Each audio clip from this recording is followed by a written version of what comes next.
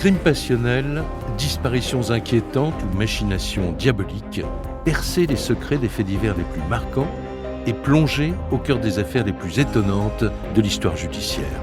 La découverte de la vérité ne tient parfois qu'à un fil. Bienvenue dans Chroniques criminelles. Dans cet épisode, l'affaire des sœurs Walmack.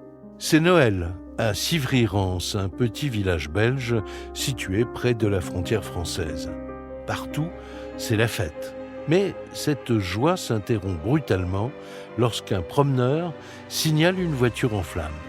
À l'intérieur, 2 corps calcinés, ceux de 2 sœurs, Danielle et Jacqueline Walmack.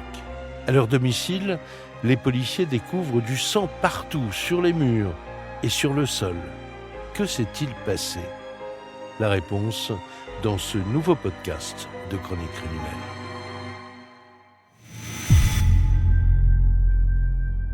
L'incroyable histoire que je vais vous raconter est celle d'une famille entière frappée de plein fouet par l'horreur. Une terrible tragédie qui s'est nouée un 25 décembre, le jour de Noël.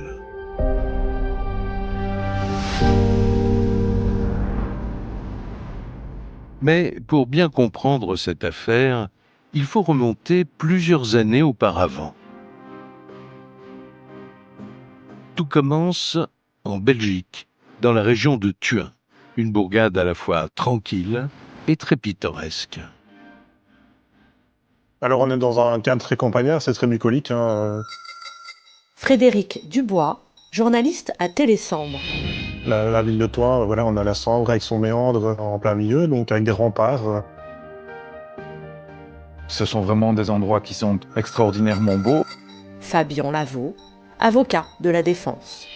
qui sont prisés d'ailleurs par les touristes pour les balades et diverses visites culturelles. Une région rurale et très paisible, à proximité immédiate de la frontière française. Ces personnes qui y vivent sont quasiment frontaliers puisqu'il s'agit de faire quelques minutes de route pour se retrouver en France. On est limite dans le nord de la France, un peu limite chez les Ch'tis, on a même parfois un peu le même accent, donc effectivement c'est un peu le même style de vie.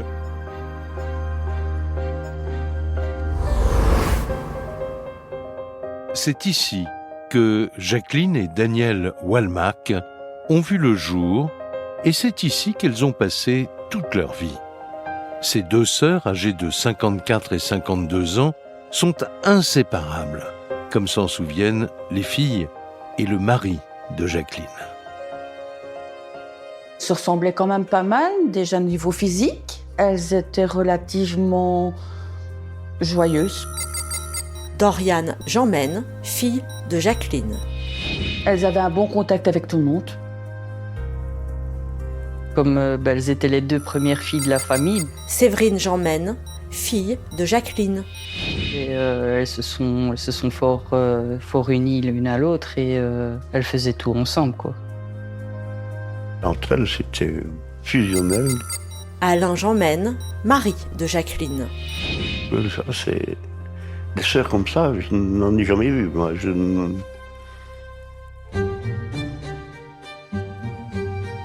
Doriane est la fille aînée de Jacqueline. Elle évoque aujourd'hui avec émotion la personnalité très attachante de sa mère. Un caractère très fort, on va dire avec un énorme cœur. Elle avait beaucoup d'amour à donner. Maman, comment est-ce qu'elle pouvait être ? On pouvait tout lui demander, elle était toujours là pour nous aiguiller dans n'importe quoi. Jacqueline Walmack vit donc entourée de ses filles et d'Alain, son mari. À la cinquantaine passée, elle a la chance d'être déjà 4 fois grand-mère. Tout se passe merveilleusement bien dans cette famille, tout le monde est heureux. Éric Guillain, journaliste à Télésambre. Et c'est toujours un bonheur pour Jacqueline d'accueillir sa sœur Danielle. Elle se voit très très régulièrement, pour ne pas dire tous les jours. Elles ont toujours habité pas très loin l'une de l'autre. Danielle habite Sautin et Jacqueline habite vraiment à proximité. Anne Dauchot, journaliste à la Nouvelle Gazette. chez Jacqueline comme chez Daniel, c'est un peu des vies en miroir, des destins parallèles, oui. Sa sœur Danielle, elle, n'a qu'un seul fils. Il s'appelle Xavier. Et depuis sa plus tendre enfance, elle lui voue un immense amour maternel. Daniel, c'est plutôt une maman poule. Elle a un fils unique qui est tout pour elle. C'est son roi, c'est son prince. C'est un jeune homme qui, certes, en impose par sa carrure physiquement. C'est un beau garçon qui fait 1m90. C'est la fierté de sa maman, c'est sûr. Xavier grandit dans une belle maison du village de Sautin, entouré de sa mère et de son père, Dominique Moriamé. Après une enfance heureuse, il se passionne pour le sport automobile. Au point d'en faire son métier, en devenant moniteur d'auto-école. Et surtout, il partage cette passion avec son père. Ils allaient à la pêche ensemble, ils allaient faire de la moto ensemble, ils faisaient tout ensemble. Alors, il y a une relation entre Xavier Moriamé et son papa qui est une relation tout simplement exceptionnelle. Malheureusement, en 2003, pour Xavier, tout s'écroule. Il n'a à l'époque que 25 ans. Le papa va tout simplement décéder dans les bras de son fils. Et le fils va rien pouvoir faire. Et au moment où il appelle les secours, c'est trop tard. Je sais qu'il a très mal vécu apparemment le décès de son papa parce que c'était lui qui était là. Xavier Moriamé ne se remettra jamais vraiment de la perte brutale de son père. Et il fait un choix radical, celui de revenir vivre à Sautin, auprès de sa mère devenue veuve.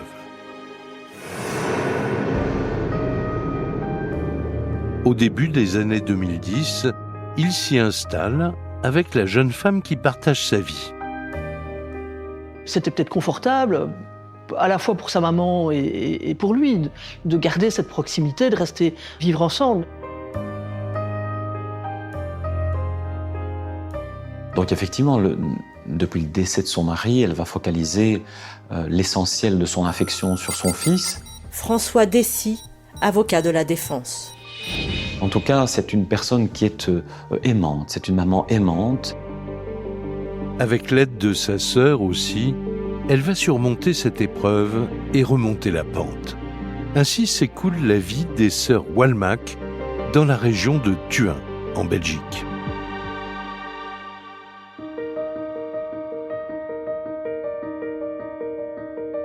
Début du printemps 2014. Jacqueline célèbre avec sa fille Doriane le baptême de l'aîné de ses petits-enfants. À l'église, puis lors de la réception, c'est le spectacle d'une famille heureuse et très unie. Un petit mot pour son petit loulou. Je t'aime, mon frère.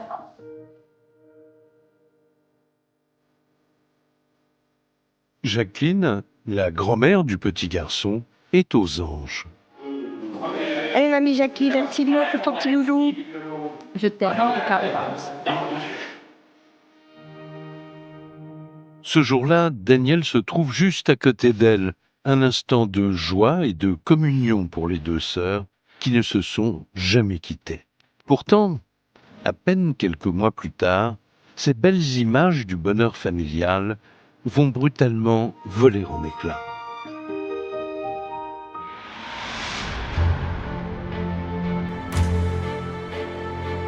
Nous sommes le 24 décembre 2014. Autrement dit, le soir du réveillon de Noël. Quasiment toute la famille est réunie à Civry-Rance. C'est Jacqueline et Alain qui reçoivent. Comme chaque année, c'est réveillon chez papa-maman, entre sœurs, avec les maris, les petits-enfants. Ma grand-mère qui vivait là aussi. On se retrouve en famille, on se met autour d'une table, on mange, on discute, on rigole, on chante. Un réveillon de Noël, très bien. Danielle, la sœur de Jacqueline, fait évidemment partie des convives. Quant à son fils, Xavier, il passe cette année-là le réveillon de Noël dans la famille de Jennifer, sa petite amie.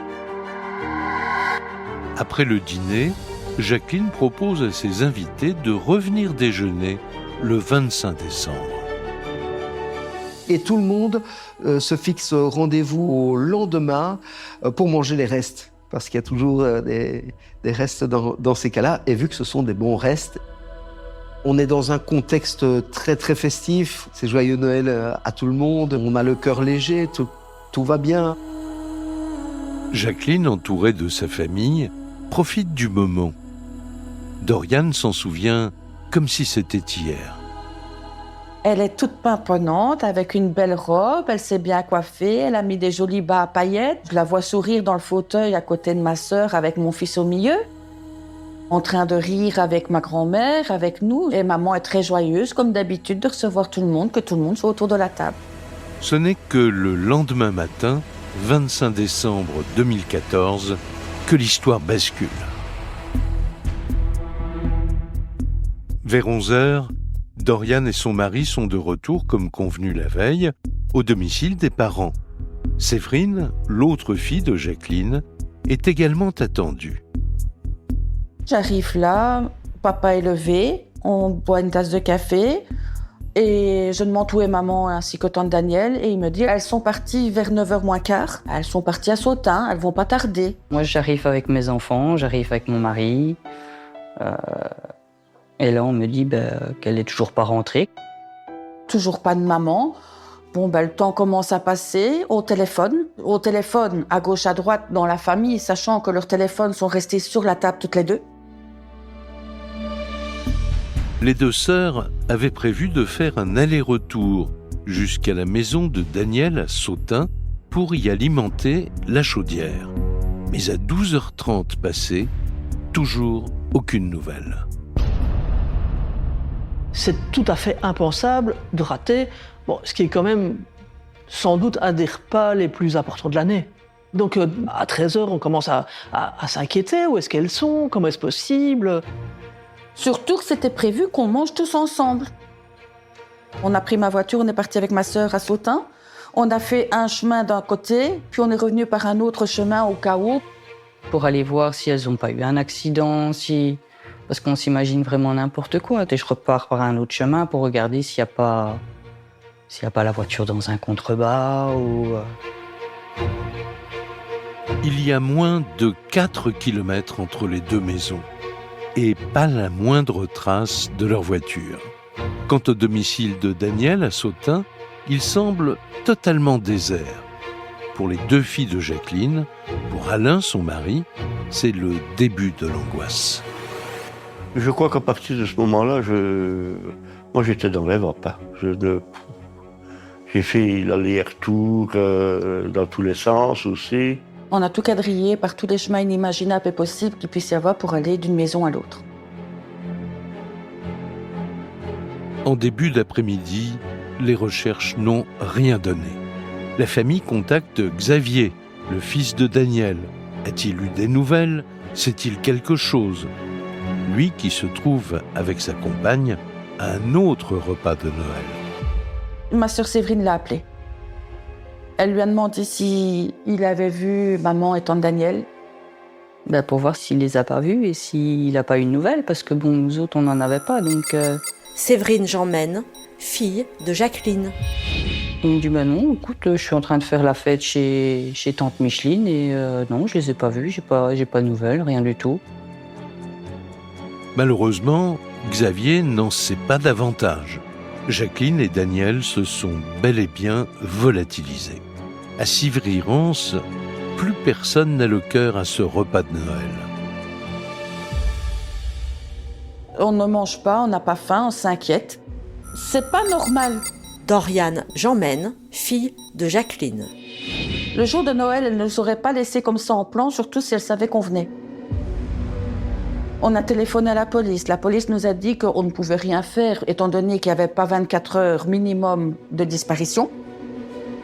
Les sœurs Walmack étant des adultes, donc des majeurs, impossible pour les policiers de lancer quoi que ce soit avant le lendemain. Au même moment, le journaliste Frédéric Dubois assure la permanence de Télésambre, la principale chaîne de télévision régionale. Vers 16h, je suis appelé par un contact qui me dit voilà, il y a une voiture en feu dans le bois de Ranly. Frédéric Dubois, journaliste à Télésambre. Je rigole un peu au nez parce qu'une voiture en feu à 50 km de chez moi, il me dit oui, mais je pense que tu devrais venir quand même parce qu'il est possible qu'il y ait un ou des corps dans la voiture. Il s'agirait d'un ou deux corps carbonisés retrouvés à l'arrière de cette voiture. 1 heure plus tard, le journaliste arrive à Ranly, tout près de Sautun.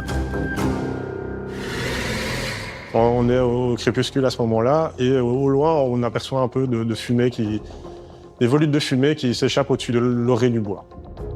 Au moment où on voit la juge d'instruction descendre sur place avec les enquêteurs de la police judiciaire fédérale, voilà, quand on voit arriver la cavalerie, comme on dit, là c'est clair qu'on sait qu'on est sur une affaire criminelle, clairement.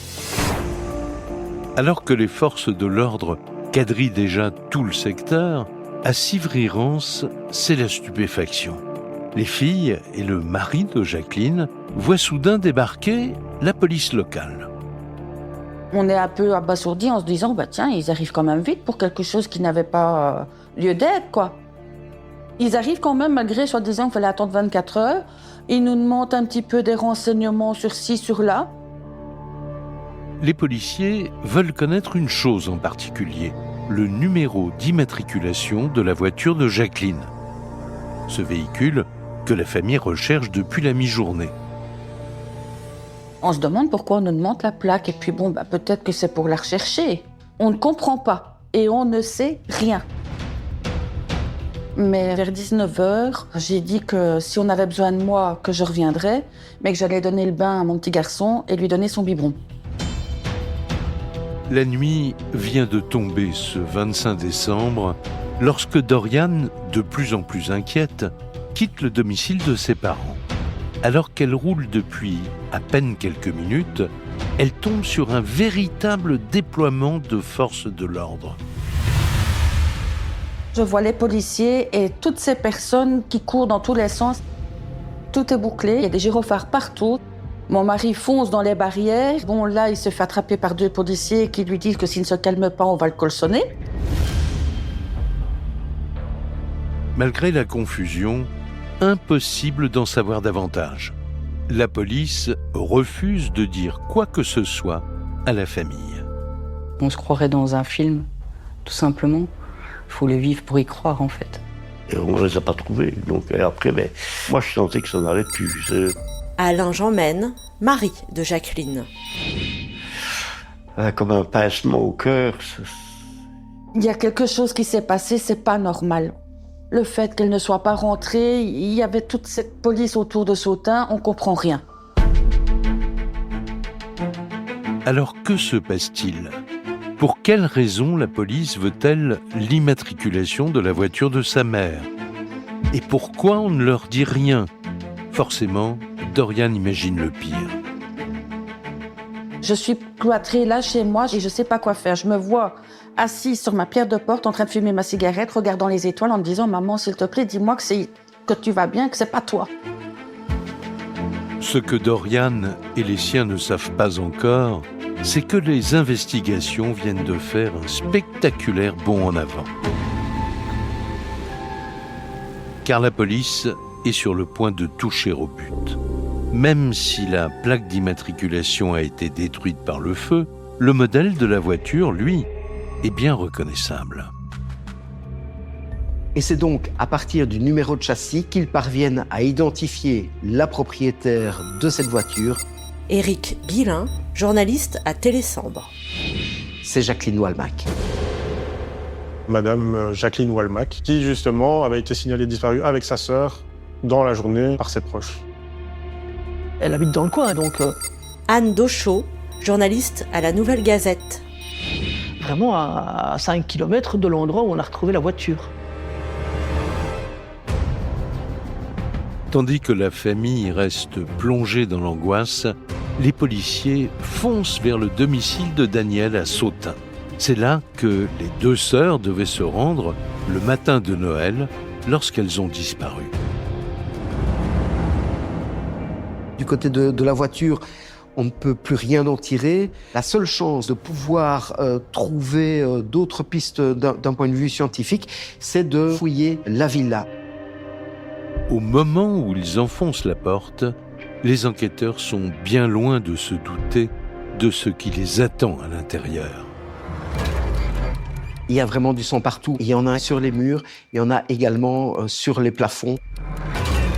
Dans la maison de Sauta, c'est une vraie scène de massacre. On voit bien que c'est une scène de crime et on peut même dire qu'il y a eu 2 scènes de crime. 2 endroits où des scènes d'une extrême violence se sont produites. C'est d'une part dans le salon et dans une chambre à l'étage. Au rez-de-chaussée, mais aussi au premier, il y a une quantité impressionnante de sang. Aussitôt, les policiers s'interrogent. Ce sang appartient-il aux sœurs Walmack? Est-ce bien leur corps que l'on a retrouvé dans la voiture incendiée? Il y a 2 corps dedans et la famille s'inquiète de l'absence des 2 sœurs qui ont disparu de manière absolument impromptue. On a 2 scènes de crime dans la même maison, donc clairement, ils se disent que les 2 corps qu'il y a dans la voiture, ce sont les 2 sœurs Walmack. Les techniciens en identification criminelle sont déjà à la recherche d'ADN à partir de ces nombreuses traces de sang. Les hommes de la police judiciaire, eux, procèdent aux premières constatations. Et il y a du désordre, comme si on avait fouillé les lieux, comme s'il y avait eu un cambriolage qui avait mal tourné. Puisqu'il y a des meubles qui sont retournés, il y a des décorations qui sont cassées. On peut très bien imaginer que les sœurs Walmack surprennent des cambrioleurs. Les cambrioleurs eux-mêmes sont surpris, attaquent de manière très violente les sœurs, les tuent et s'en vont sans rien voler. C'est le tout premier scénario envisagé. Et avec de telles quantités de sang dans la maison, la police imagine un double meurtre possiblement commis à l'arme blanche.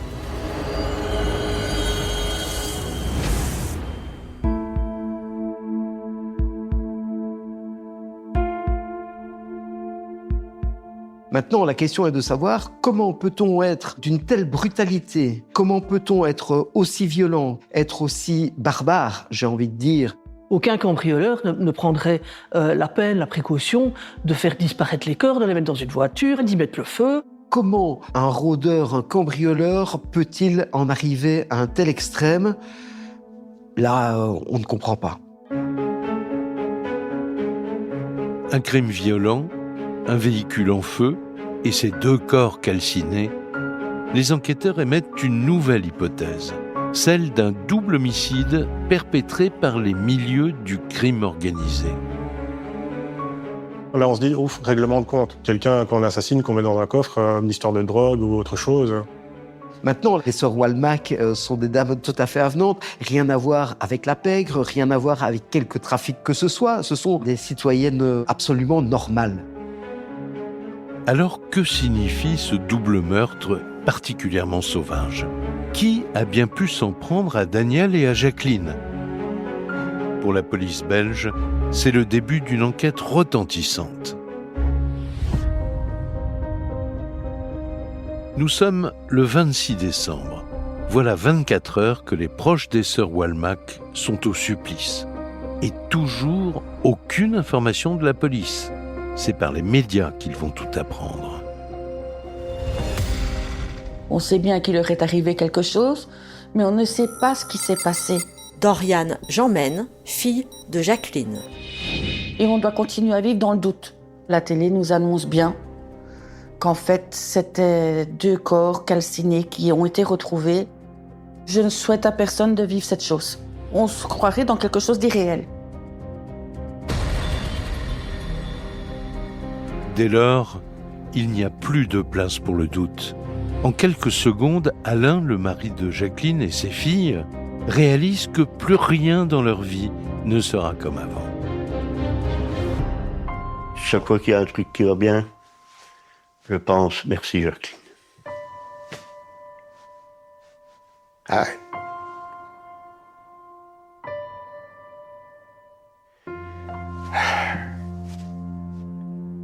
Mes enfants sont anéantis. Moi, je suis plus qu'à terre. Séverine Jeanmaine, fille de Jacqueline. Et mon mari qui essaye de me relever le plus possible. Moi, je suis restée à la maison, en dépression.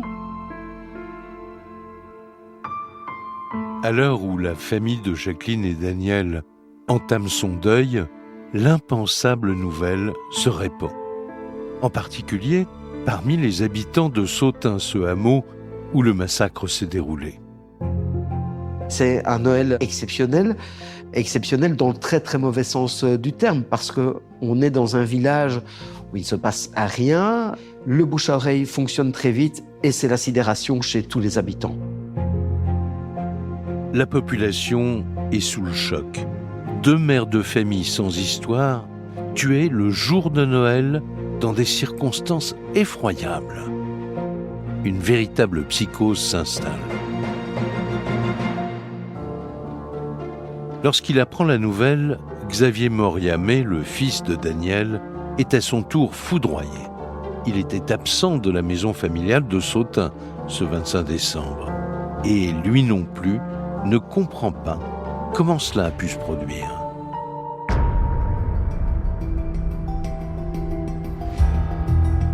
Police fédérale de Charleroi, le 26 décembre 2014. Que s'est-il réellement passé ? Pourquoi un tel carnage ? Pour mieux cerner le profil des victimes, les enquêteurs commencent par interroger Xavier, le fils de Daniel, et sa compagne, Jennifer. Elle était éperdument amoureuse de Xavier Moriamé. Ils sont ensemble depuis une dizaine d'années. C'est un beau petit couple, quoi. Ils vont bien ensemble. Face aux policiers, le jeune couple est totalement effondré. Xavier déclare que lui et Jennifer n'ont rien remarqué de suspect, d'autant qu'ils étaient loin des lieux du crime ce fameux jour de Noël. Alors que Daniel, sa mère, se trouvait chez sa sœur, il raconte avoir fait une longue balade à vélo avant de se rendre directement à son déjeuner.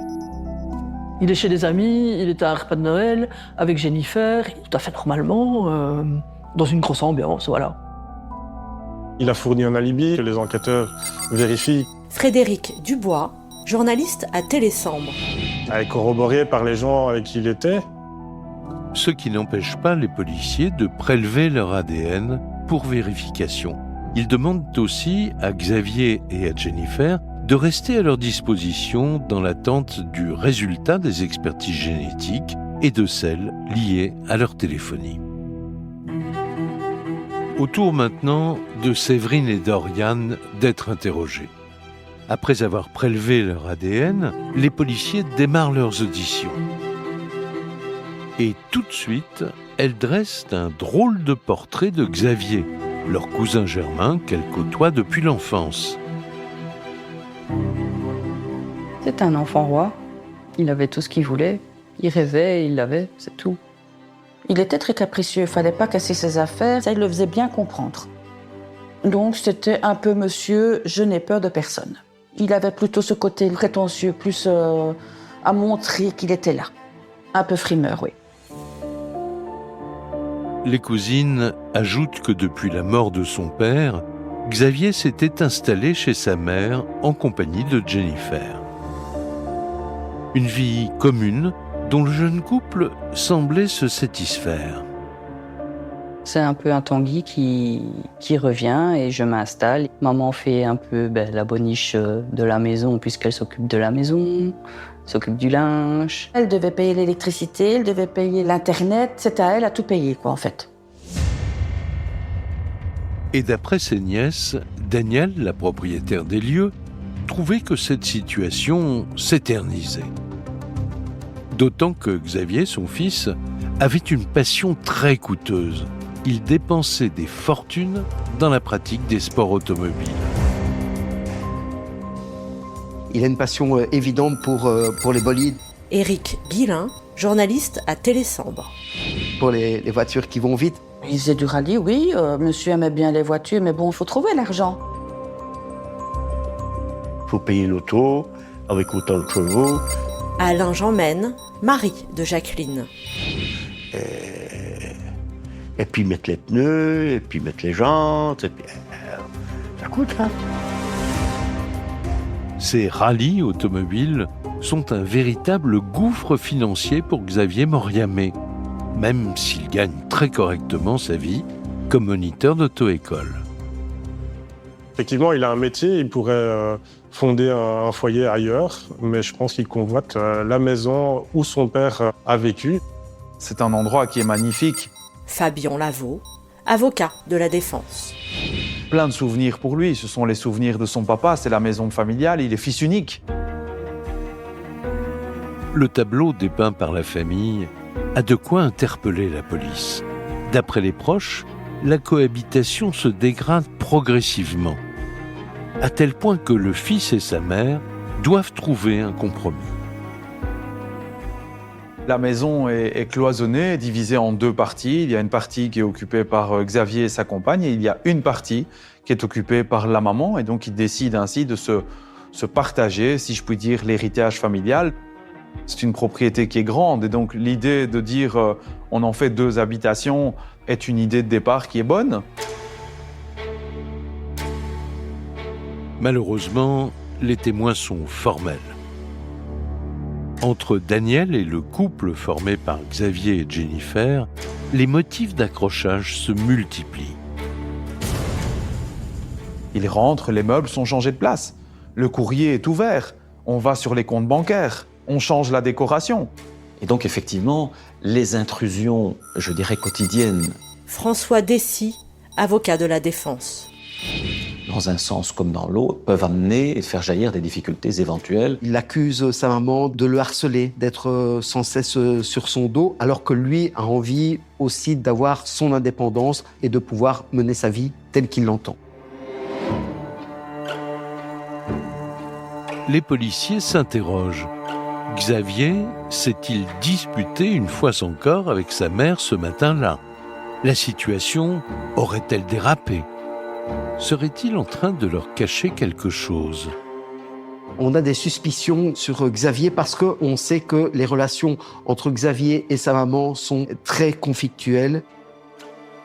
Les disputes sont fréquentes, elles entraînent même des voies de fait. La police doit intervenir. Il y a un dossier qui est ouvert au parquet, un dossier de coups. Il avait déjà levé la main sur sa maman plusieurs fois. Elle en avait très peur. Et voilà, on savait très bien qu'il pouvait être violent par moments. Daniel avait même déposé plainte contre son propre fils pour coups et blessures. Quand ils retrouvent effectivement cette plainte dans leur fichier, les enquêteurs se concertent. Serait-il enfin sur la bonne piste? Il y a quelque chose qui est allé crescendo, une espèce de guerre froide qui par la suite est devenue une guerre ouverte avec des réactions qui étaient totalement volcaniques. On a effectivement l'impression d'une cocotte minute qui va chauffer jusqu'au moment où ça explose. Disputes sans fin au sujet de la maison, différends liés aux factures, violences physiques. Alors que la situation empirait, Jacqueline, la sœur de Daniel, avait pris les choses en main. Vu l'ambiance, vu dans quel état ma tante se retrouve, maman lui propose de venir vivre à la maison. Mais au départ, c'était pas la joie, mais ça s'est vite revenu, quoi. Les deux sœurs, hop, réunies, ça donne un coup de boost, comme on dit, hein. Elle était radieuse. Elle était plus sereine que quand elle était chez elle, quoi. Elle était beaucoup plus apaisée, oui. Elle se sentait beaucoup mieux à la maison. Par crainte de son fils, Daniel avait trouvé refuge chez sa sœur. Pour les enquêteurs, voilà une information capitale. Et surtout, 2 semaines avant sa mort, elle avait fait une annonce fracassante. Ce jour-là, tante Daniel a crié bien haut et fort que c'était terminé. Doriane Jeanmaine, fille de Jacqueline. Qu'elle allait mettre en place les procédures pour le faire mettre dehors. Elle décide de prendre une mesure assez drastique, à savoir faire partir son fils de la maison familiale et donc demande à ce qu'il soit expulsé. Pour moi, c'est la logique parce que je pense que le fils n'a rien à faire chez la mère. alors que c'est sa maison à elle. Je ne pense pas qu'elle veuille tirer un trait sur son fils, mais c'est invivable. C'est plus possible de vivre dans des conditions pareilles. Le 16 décembre 2014, soit 9 jours avant la tuerie, tout s'accélère. Xavier Moriamé et Jennifer Canout reçoivent un avis d'expulsion dans leur boîte aux lettres. Ce qui évidemment va remettre de l'huile sur le feu, plutôt que d'apaiser les choses, remettre une tension sur cette vie familiale qui est déjà compliquée. Ça a été un élément déclencheur, peut-être vraiment la goutte d'eau qui a fait déborder le vase de Xavier Moriamé. Du côté des enquêteurs, un mobile se dessine. Cette guerre entre Daniel et son fils avait atteint de telles extrémités que tout semblait possible. Mais jusqu'à quel point ? Commissariat de police de Charleroi, le 31 décembre 2014. À l'heure où la Belgique s'apprête à célébrer le Nouvel An, toutes les investigations se concentrent désormais sur Xavier Moriamé. Lors de sa première audition, il avait affirmé avoir fait une balade à vélo sans repasser par la maison de Sautin. Mais l'examen de ses bornages téléphoniques est sans appel. Il aurait menti sur son emploi du temps le jour du drame. Il est soi-disant parti avec sa copine chez des amis pour le repas de Noël. Anne Dauchot, journaliste à la Nouvelle Gazette. Mais finalement, le bornage montre qu'il était à la maison de Sautin vers 10h05 du matin. Donc voilà, l'histoire du bornage, on se rend compte qu'il y a quelque chose qui ne va pas. Son alibi vient tout simplement de s'effondrer. Et lorsque les policiers reprennent l'enquête de voisinage, c'est le coup de théâtre. Un riverain affirme avoir reconnu la silhouette de Xavier. Selon lui, il était au volant du véhicule qui sera retrouvé incendié à quelques kilomètres. Il y a un témoin qui aperçoit la Clio de sa tante qui part vers 10h30. Donc on sait que tout s'est passé entre le moment où Xavier est revenu de son tour à vélo et le moment où la voiture s'en va, puisque forcément, c'est ni Daniel ni Jacqueline qui sont au volant. Ça veut dire que pendant ce laps de temps de 25 minutes maximum, il y a eu le massacre. Pour les enquêteurs, voilà peut-être le nœud de toute cette histoire. Mais ces 25 petites minutes constituent un créneau horaire très court. Dès lors, une autre hypothèse émerge. Xavier a beau être quelqu'un de costaud, 1m80 et assez balèze. Frédéric Dubois, journaliste à Télésambre. Tout seul, porter un poids mort, c'est pas possible sans traîner au moins les pieds avec le sang qui dégouline. Une trentaine de minutes pour les mettre dans la voiture, aller jusqu'au bois qui est à 3 ou 4 kilomètres, mettre le feu, revenir. C'est quasiment impossible qu'il ait agi seul. La conviction des policiers paraît scellée. Si Xavier est bien impliqué, il a forcément reçu l'aide de quelqu'un. Pourrait-il s'agir de Jennifer, sa compagne ? Alors qu'ils envisagent cette éventualité, les résultats des expertises ADN viennent enfoncer le clou. La police scientifique découvre évidemment toutes ces taches de sang, mais il y a des traces de pas aussi, qui sont possiblement celles qui appartiennent à Xavier Moriamé. Et on retrouvera également du sang appartenant aux victimes sur le vélo de Xavier Moriamé. L'ADN de Xavier est surtout localisé sur les 2 scènes de crime. Dans le salon où sa mère a été tuée à l'arme blanche, mais aussi dans la chambre, à l'étage, où sa tante a été massacrée à son tour. Des traces ADN qui sont mélangées au sang des victimes. Éric Guillain, journaliste à Télésambre. Ce qui permettra quelques jours plus tard d'avoir des preuves que Xavier Moriamé est bel et bien lié à ce meurtre. Toutes les analyses, elles sont revenues chez les enquêteurs. Les enquêtes de voisinage, la téléphonie, l'ADN. Et donc, l'étau se resserre autour du couple, autour de Jennifer et de Xavier. Le 15 janvier 2015, l'enquête s'emballe. 3 semaines après le double crime, Jennifer est interpellée par la police fédérale. Et alors qu'ils se rendent chez Xavier, surprise, il a disparu. Manifestement, il a pris son vélo et il a tracé. Il a traversé la frontière, il est arrivé en France et là, on perd sa trace. Ça peut être assimilé effectivement à une cavale. Maintenant, partir en cavale à vélo, ça ne permet pas d'aller très loin non plus. Il part vraiment avec les moyens du bord, c'est-à-dire il ne pense pas organiser une cavale. Fabien Lavaux, avocat de la défense. C'est pas dans ses gènes, c'est pas dans sa nature et il n'a rien pensé. En plein hiver, cette fuite improvisée prend fin moins de 48 heures plus tard. Visé par un mandat d'arrêt international, Xavier Moriamé, épuisé, finit par se livrer à la gendarmerie française. Il est extradé quelques jours plus tard pour être remis à la police belge.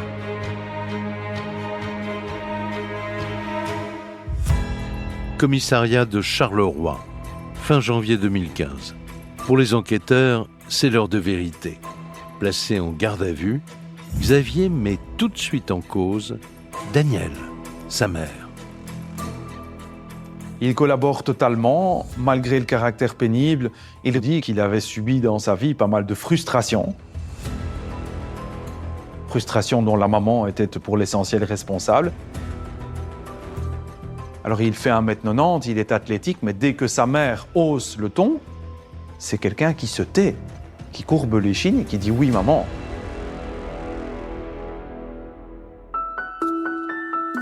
Et Xavier Moriamé va plus loin encore. Il pointe cet événement traumatisant qui serait à l'origine de sa relation si compliquée avec sa maman. Il y a un épisode dramatique dans la vie de Xavier et dans la vie de Danielle, c'est le décès du papa. Xavier était seul avec son papa à ce moment-là et il pensait que sa mère lui en voulait de ne pas avoir appelé les secours assez vite. Et dès le moment où ce papa va partir dans des circonstances tragiques, cette maman va faire porter à son fils la responsabilité de ce décès alors que ce fils était déjà dans la douleur. Face aux enquêteurs, Xavier continue son récit. À compter de leur installation dans la maison avec Jennifer, les rapports avec sa mère seraient devenus réellement exécrables. Et c'est dans ce contexte que le 16 décembre, il reçoit ce fameux avis d'huissier lui signifiant la procédure d'expulsion, en plein préparatif des fêtes de Noël. Le conflit avec sa mère aurait alors atteint, selon lui, un point de non-retour. Cette période de Noël, je pense, au niveau sentimental, affectif et émotionnel, ne va rien arranger. À cette période de fête, tout est à fleur de peau. Sautin, le 25 décembre 2014. Il est précisément 10h05 lorsque Xavier rentre de sa balade matinale à vélo. Et voilà ce que le suspect raconte devant les policiers. Il revient de son petit tour à vélo, il voit la porte de la villa du côté de sa maman qui est entrouverte. Il dit qu'il a vu la porte chez sa maman ouverte, qu'il est rentré et qu'il est tombé sur sa maman qui était très énervée. Cette dispute entre Danielle et son fils va beaucoup plus loin que les précédentes. D'après Xavier, c'est là que sa mère aurait fait le geste de trop. Sa maman va se munir à un moment donné d'un couteau, ce qui va, contrairement à ce qui s'est toujours passé au préalable, déclencher une réaction de furie. Ce qu'il explique, c'est que, oui, ok, il a tué sa mère, mais c'est parce que elle avait un couteau, elle le menaçait, elle voulait lui faire du mal, il a fait que se défendre. À partir de là, après des mois de haine accumulée, Xavier explique avoir totalement perdu le contrôle de lui-même. Lui va prendre un autre couteau. Et donc les voilà tous les deux armés. Et pour la première fois de sa vie, il va porter des coups à sa mère et la poignarder. Il dira qu'il a vu le démon dans le visage de sa maman. Il y a un véritable déchaînement sur le corps de cette femme. Mais cette femme, ce n'est pas n'importe quelle femme. C'est sa maman, c'est celle qui lui a donné la vie. Affolée, sa tante se réfugie à l'étage. Pour Jacqueline, c'est la terreur à l'état pur. Elle a très bien compris ce qui vient de se passer dans le salon. A priori, elle a tout entendu. Évidemment, il monte à l'étage et il saisit un chevron. Il la tue à coups de chevron, donc plusieurs coups sur la tête, il lui défonce le crâne, clairement. Il la martèle à mort. Tant et si bien qu'à un certain moment, il dira aussi que le crâne de sa tante était complètement défoncé.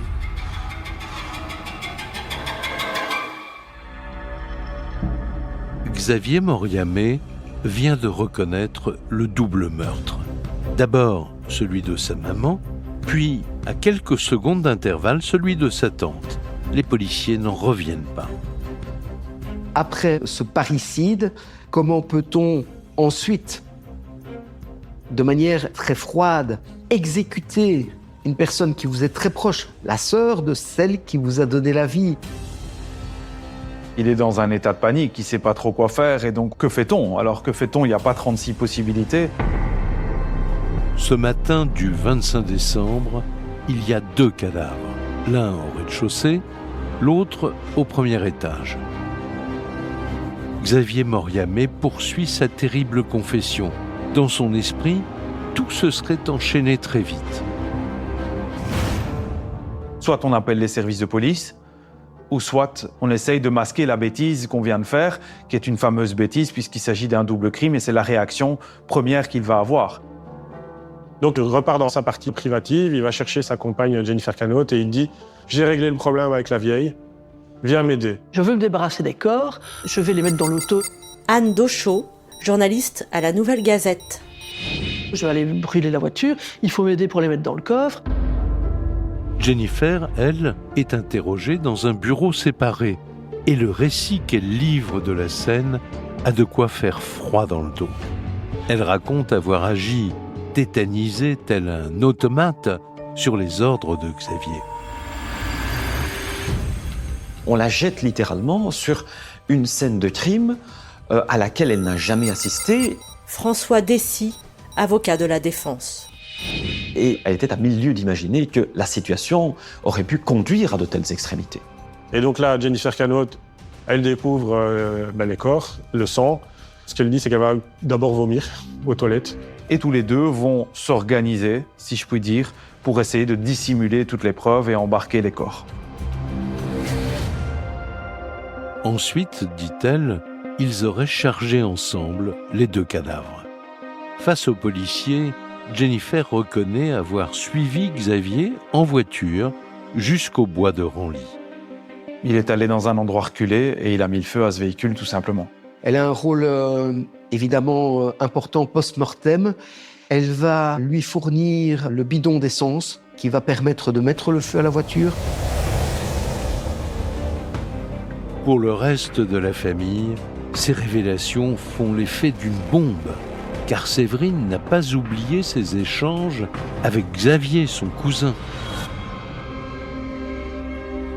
C'était le 25 décembre, juste après la mise à mort des 2 femmes. La colère monte parce que, tu te rappelles ce coup de téléphone où il a fait vraiment semblant de rien, alors que... Séverine Jeanmaine, fille de Jacqueline. Il nous a fait ça le jour de Noël, quoi. Et après, il me dit, je te souhaite un joyeux Noël et joyeux Noël à toute ta famille.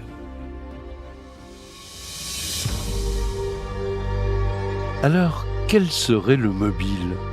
Pourquoi Xavier a-t-il sauvagement tué sa mère? Pour ses cousines, pour son oncle, la réponse paraît limpide. Puisqu'il voulait la maison, on repense aux démarches administratives que ma tante a faites. D'ailleurs, j'ai dit à la police, je suis sûr que c'est lui.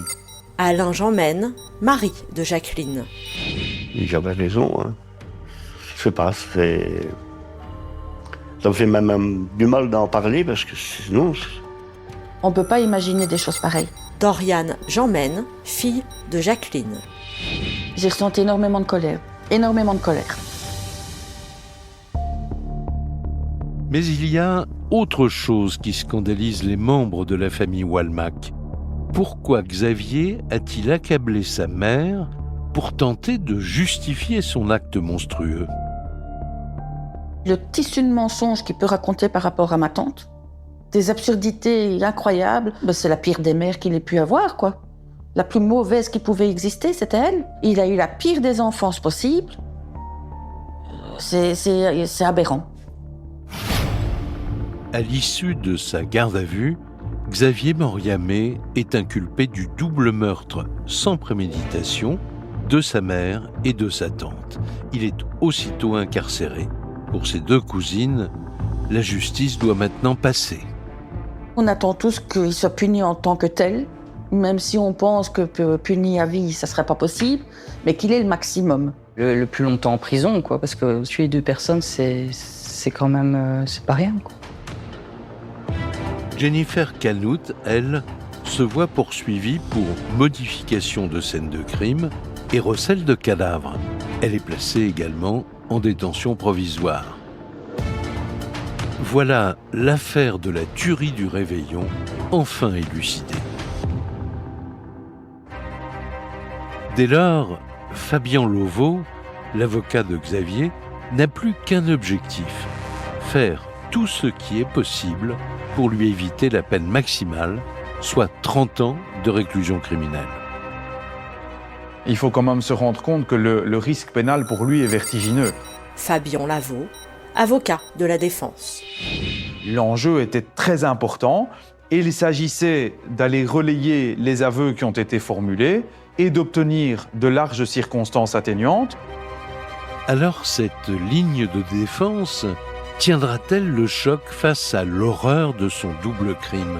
Xavier Moriamé échappera-t-il, oui ou non, à une très lourde condamnation? Tribunal de Charleroi, le 13 novembre 2017. Presque 3 ans ont passé depuis les meurtres de Jacqueline et Daniel Walmack. Xavier et Jennifer savent qu'ils risquent gros et la presse est au rendez-vous.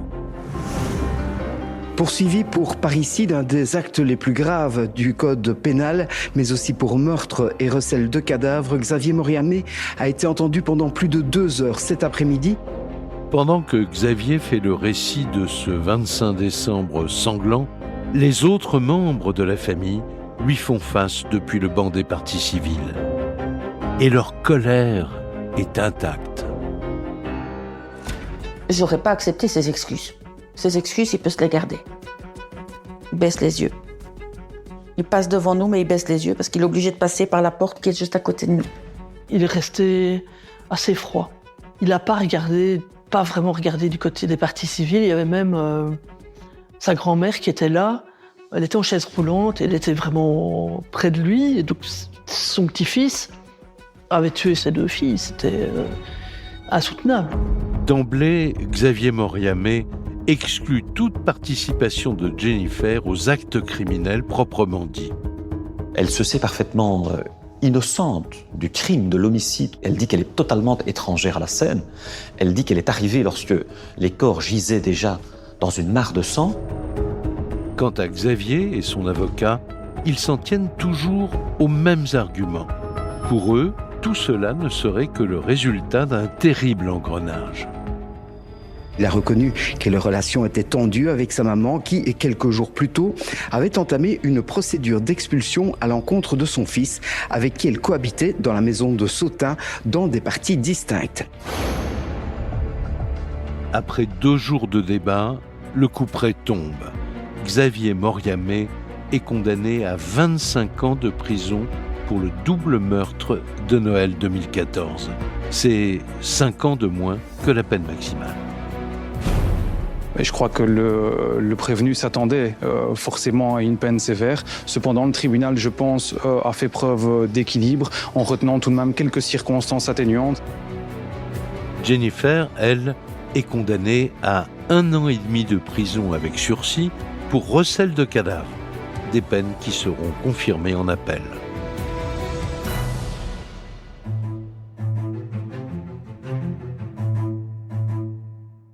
Pourtant, Durant l'été 2023, Xavier Moriamé obtient sa libération conditionnelle. Il aura purgé le tiers de sa peine, soit 8 ans de détention. C'est la loi en Belgique pour les peines inférieures à 30 ans de prison. C'est pas un gars à mettre en liberté. Hein. Moi, j'ai plus envie de le voir en liberté. Il fallait qu'on le foute en prison, c'est tout. Mais je savais pas qu'on allait le sortir après 8 ans, hein. Le petit, là, hein. Merde. Hein. Qu'est-ce que tu veux dire à ça? C'est la loi de la Belgique, hein. Voilà. J'y comprends rien. Je suis fâchée contre la justice. Je me dis que de toute façon, on peut faire n'importe quoi. On n'est pas plus puni que ça. Je crois que j'en veux à la terre entière en même temps. Aujourd'hui, dans la région de Thuin, en Belgique, bien des années se sont écoulées. La famille de Daniel et Jacqueline n'a plus que de lointains souvenirs auxquels se raccrocher. Donc je préfère me dire qu'elles sont partout avec moi dans mon cœur et dans ma tête. Et mon petit signe particulier, c'est quand je vois un papillon jaune. Je sais que c'est un petit coucou qu'on me fait.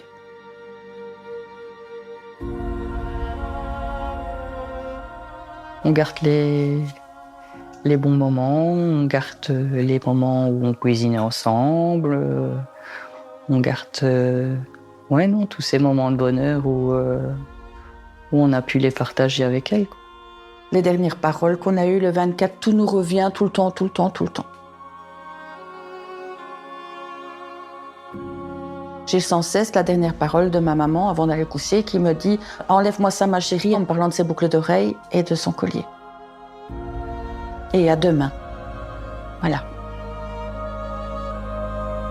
Pour Doriane, pour Séverine et pour les autres, le manque est toujours bien présent.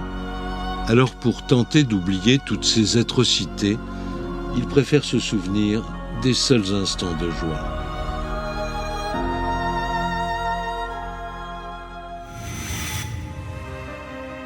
Vous venez d'écouter Chronique criminelle. Si l'épisode vous a plu, n'hésitez pas à mettre des étoiles, à commenter ou à vous abonner sur votre plateforme d'écoute préférée. Et retrouvez dès la semaine prochaine un nouvel épisode de Chronique criminelle.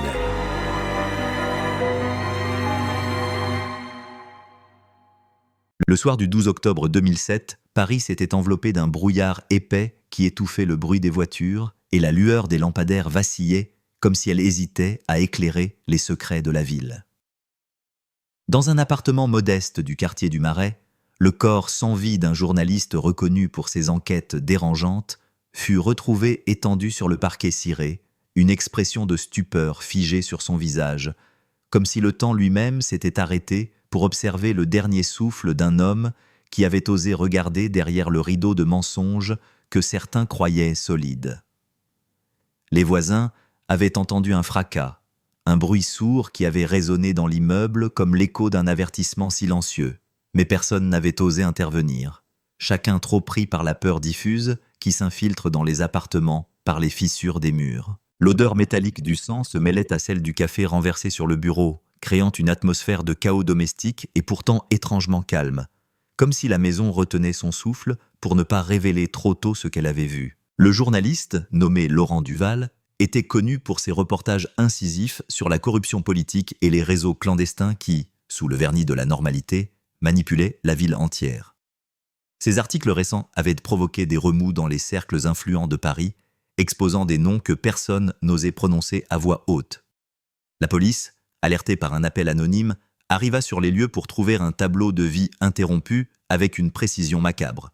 Le téléphone portable éteint, l'ordinateur couvert de poussière, mais sur le bureau, un disque dur externe oublié, qui semblait insignifiant aux yeux d'un témoin non averti, reposait là, silencieux, portant déjà en lui les germes d'une vérité que personne n'aurait pu imaginer. Le commissaire chargé de l'enquête, Pierre Lemoine, connaissait l'importance de chaque détail. Il avait vu des scènes de crimes similaires, mais aucune n'avait le même poids, la même gravité morale. Chaque objet, chaque trace de pas, chaque giclée de sang devenait un mot dans une phrase que seule la persévérance pouvait lire. Les premiers rapports indiquaient qu'il n'y avait pas de signe de lutte évident, aucune effraction, et pourtant, la serrure de l'appartement ne laissait transparaître aucune ouverture au hasard. C'était comme si la victime avait accueilli son destin, ou comme si quelqu'un avait parfaitement orchestré l'intrusion dans sa vie sans laisser la moindre trace visible. Les voisins, interrogés à chaud, décrivirent un silence presque irréel, seulement interrompu par le souffle du vent dans les volets et le murmure des rues détrempées par la pluie nocturne.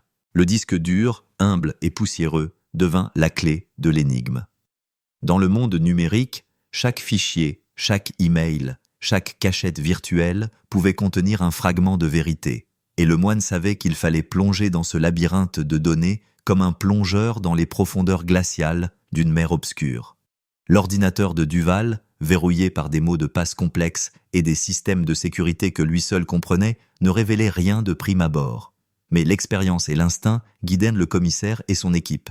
Dans ce silence feutré de la salle d'examen, les écrans clignotants projetaient sur les murs des reflets bleutés, transformant la pièce en un sanctuaire de mystère où chaque clic résonnait comme un battement de cœur tendu. À mesure que les fichiers défilaient, un email, dissimulé au milieu de centaines d'autres, attira l'attention. Son titre était banal, presque neutre, mais il portait en lui la trace d'un langage codé que seule l'analyse rigoureuse pouvait décoder. Les mots étaient fragmentés, mélangés, comme si l'auteur avait voulu que seule une personne avertie puisse les reconstituer. Cet email révélait des contacts, des lieux, des rendez-vous qui, mis bout à bout, dessinaient un schéma invisible reliant plusieurs individus puissants, des financiers aux politiciens, tous impliqués dans un réseau que Duval avait commencé à dévoiler dans ses articles. Chaque ligne du message semblait écrite sous la contrainte, chaque virgule et chaque espace choisi avec une précision presque paranoïaque, comme si le rédacteur savait qu'il pourrait ne jamais voir le résultat final. Pendant ce temps, la ville continuait de respirer autour de l'enquête, indifférente à la tragédie intime qui venait de se jouer dans un appartement du Marais. Les cafés s'illuminaient, les conversations allaient et venaient.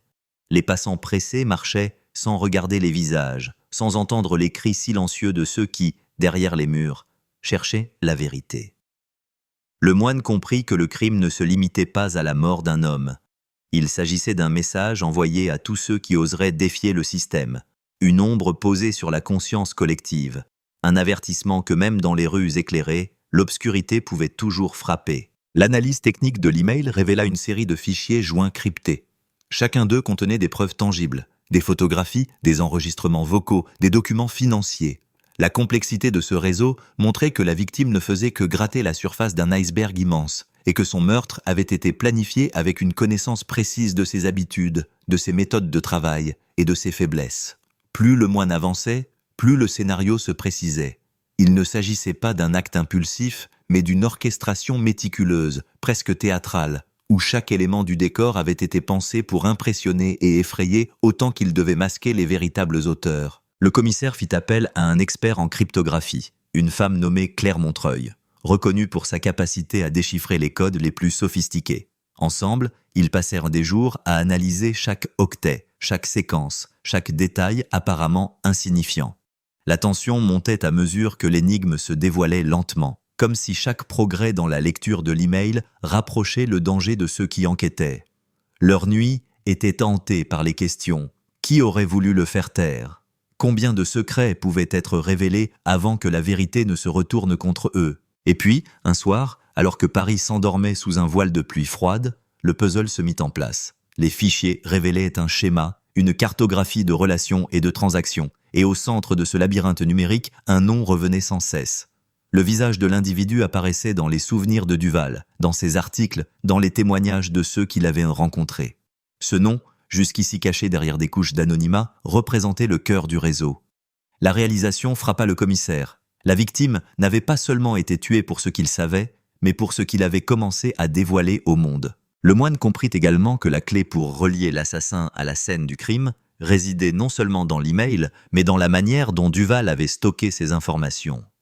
Chaque fichier, chaque sauvegarde, chaque disque dur externe portait une signature unique, un code invisible qui, analysé avec soin, pouvait établir un lien direct entre le meurtrier et la victime. Cette approche n'était pas nouvelle. Elle rappelait des affaires célèbres où la technologie elle-même avait trahi les criminels les plus prudents, des cas où l'arrogance et la négligence numérique avaient ouvert la voie à la justice. Alors que la nuit avançait, le moine et Montreuil réussirent à isoler les connexions critiques, à tracer les communications et à identifier les mouvements de fond inhabituels. L'ombre de la peur planait sur eux, mais elle était tempérée par une détermination implacable, dévoiler la vérité coûte que coûte, et honorer la mémoire de l'homme dont la vie avait été fauchée pour un crime de connaissance et de courage. Les premières lueurs de l'aube glissaient sur les toits de Paris. Mais dans le commissariat du 4e arrondissement, le temps semblait suspendu. Les écrans clignotaient encore, illuminant les visages fatigués de Pierre Lemoine et de Claire Montreuil, qui scrutaient inlassablement les flux de données. Chaque information était un fil qui, tiré, pouvait démêler un secret dangereux. La pluie martelait les vitres, créant une cadence presque rituelle, comme si la ville elle-même participait à la chorégraphie de l'enquête. Lemoine se souvenait de ce que lui avait dit un ancien inspecteur lors d'une affaire non résolue. Dans chaque silence, il y a un cri que seuls ceux qui écoutent attentivement peuvent entendre. Et ce soir-là, le silence était chargé de cris invisibles, de murmures numériques et de présences obscures. L'email décrypté révélait non seulement des noms et des transactions, mais également une série de rendez-vous discrets, consignés dans un calendrier numérique méticuleusement caché. Les heures, les lieux, les interactions, tout était calibré pour passer inaperçu. Chaque détail sonnait comme une note dans une symphonie macabre, où le meurtrier orchestrant son acte était invisible mais omniprésent. Lemoine sentait le poids de chaque clic, chaque découverte peser sur ses épaules. La ville continuait de vivre, indifférente, et pourtant ces informations révélaient un réseau où chaque individu influent était prêt à écraser la vérité pour protéger sa position. Montreuil, avec son regard analytique, repérait des anomalies, des décalages horaires, des signatures numériques répétitives, des patterns de communication presque imperceptibles. C'était une danse de chiffres et de lettres, où chaque erreur humaine, chaque inconsistance pouvait devenir un levier pour atteindre le criminel. Lemoine, lui, comprenait la portée humaine de cette affaire. Duval avait risqué sa vie pour exposer la corruption, pour rendre visibles ceux qui croyaient être invisibles. Son meurtre n'était pas seulement un crime, c'était un message politique, une démonstration de pouvoir et de menace silencieuse envers tous ceux qui auraient osé suivre ses traces. Les archives de la rédaction du journaliste furent consultées à nouveau. Chaque article, chaque interview, chaque note manuscrite révélait un aspect de l'homme que peu connaissaient vraiment. Il n'était pas seulement un chercheur de vérité, il était un observateur, un conteur capable de déceler la psychologie des hommes et des institutions. Dans un vieux carnet, des phrases soulignées attiraient l'attention. Des mentions de réunions secrètes, des références à des comptes bancaires étrangers, des allusions à des documents disparus. Chaque indice renforçait l'idée que le meurtre était planifié par quelqu'un qui connaissait parfaitement le travail de la victime, quelqu'un qui savait où chercher et surtout comment manipuler l'ombre de peur qui entoure les secrets puissants. Alors que l'enquête progressait, les enquêteurs découvrirent que l'ordinateur personnel de Duval contenait des sauvegardes multiples, chacune codée différemment. Les tentatives de piratage pour extraire ces informations avaient échoué à plusieurs reprises avant qu'ils ne trouvent la bonne clé de déchiffrement. Chaque fichier ouvert révélait un fragment de réseau, des images prises lors de réunions discrètes, des contrats, des relevés bancaires anonymes, et parfois des messages personnels, où la peur et la méfiance transparaissaient dans la manière dont Duval annotait ses pensées. Ces documents montraient que la victime avait déjà soupçonné que sa vie était en danger, qu'il écrivait non seulement pour informer le public, mais aussi pour se protéger, pour laisser derrière lui une trace indélébile au cas où le pire arriverait. Les premiers suspects furent rapidement identifiés, non pas par une preuve directe, mais par l'ombre de leurs actions. Des mouvements financiers inexpliqués, des déplacements coïncidents avec ceux de la victime et des connexions indirectes entre les cercles de pouvoir formèrent une toile complexe. Chaque fil tiré mena à d'autres fils, révélant des alliances cachées et des motivations qui ne pouvaient être comprises qu'en observant les nuances psychologiques des protagonistes. Lemoine savait que les apparences étaient trompeuses, que chaque sourire, chaque alibi, chaque témoignage pouvait être une façade soigneusement construite pour détourner l'attention. Un détail particulier attira l'attention de Montreuil. Une photo attachée à l'email montrant un lieu que personne n'aurait soupçonné d'être un point de rencontre clandestin. Une ruelle sombre, presque invisible depuis la rue, où les caméras publiques ne pointaient jamais. Le regard de Lemoine se fixa sur cette image, comprenant immédiatement que c'était le maillon manquant. C'était un endroit que Duval avait visité, noté dans son carnet, un lieu où des négociations et des échanges secrets avaient eu lieu. La photo révélait aussi une figure partiellement visible, un homme dont le profil correspondait à celui d'un des suspects identifiés par les transactions financières. L'enquête prit une dimension nouvelle. Il ne s'agissait plus seulement de déchiffrer des fichiers et des emails, mais de comprendre les interactions humaines, les peurs et les calculs des individus. Chaque rendez-vous révélé par le disque dur fut reconstruit chronologiquement. Chaque interaction fut analysée. Les motifs des protagonistes, leurs décisions et les possibles complicités devinrent des pièces d'un puzzle immense. La tension augmentait à mesure que la vérité s'approchait, et chaque jour passé à analyser ces informations rapprochait l'équipe de l'identité du meurtrier, mais aussi de la complexité morale de l'affaire. Le moment décisif arriva lorsqu'un détail du fichier crypté permit de relier l'email à une adresse IP particulière, utilisée à plusieurs reprises pour envoyer des documents sensibles. Cette adresse, lorsqu'elle fut retracée, menait à un bureau situé dans un quartier aisé, un lieu où l'on ne s'attendait pas à trouver des traces de criminalité. Le moine sentit la lourdeur de l'ironie. Ceux qui pensaient être intouchables laissaient derrière eux des empreintes invisibles dans le monde numérique, des preuves que même le silence et le pouvoir ne pouvaient effacer. La tension dans la pièce devint presque palpable. Chaque respiration, chaque cliquetis de souris semblait amplifié par la gravité de la découverte. Montreuil et le moine décidèrent de se rendre sur place pour une surveillance discrète. Le bâtiment semblait banal, presque banal, mais les détails matériels trahissaient l'activité. Des lumières allumées, tard le soir, des allées et venues mesurées, des gestes précis. L'ombre du passé de Duval planait sur eux, comme un guide invisible vers la vérité, et chaque minute passée à observer rapprochait les enquêteurs de l'évidence que le meurtrier n'était pas un inconnu, mais quelqu'un intimement lié au cercle que Duval avait dénoncé. Alors que la nuit tombait à nouveau sur Paris, les enquêteurs se rendirent compte que la clé de l'affaire résidait dans la combinaison de la technologie et de l'intuition humaine. Les emails, les fichiers, les signatures numériques et les mouvements physiques de l'assassin se croisaient en un motif presque artistique, tragique par sa précision. Le moine comprit que cette affaire, au-delà du crime individuel, racontait une histoire sur la fragilité de la vérité face au pouvoir et sur le courage de ceux qui osent exposer ce que beaucoup préfèrent ignorer. Les premières lueurs de la ville s'éteignaient derrière les nuages épais, lorsque le moine et Montreuil s'installèrent dans la voiture banalisée, garée à quelques rues du bâtiment identifié par l'IP. L'atmosphère était chargée de tension, un silence pesant régnait, seulement ponctué par le bruit intermittent de la pluie qui tombait en rideau fin sur le pare-brise. Chaque détail devenait un indice potentiel, une silhouette qui disparaissait derrière un coin, une lumière qui clignotait un instant, le frôlement d'une porte à peine audible.